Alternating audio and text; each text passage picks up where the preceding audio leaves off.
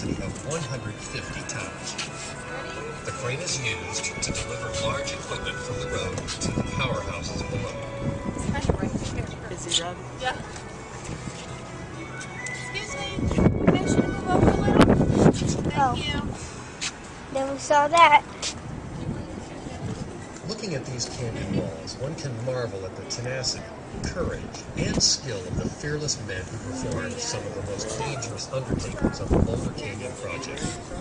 These brave characters, called high schoolers, swung from the top of the canyon walls by a single rope on a small chip, drilling, blasting, and chipping away at the rock. They worked the walls to their solid flat foundation to prevent the natural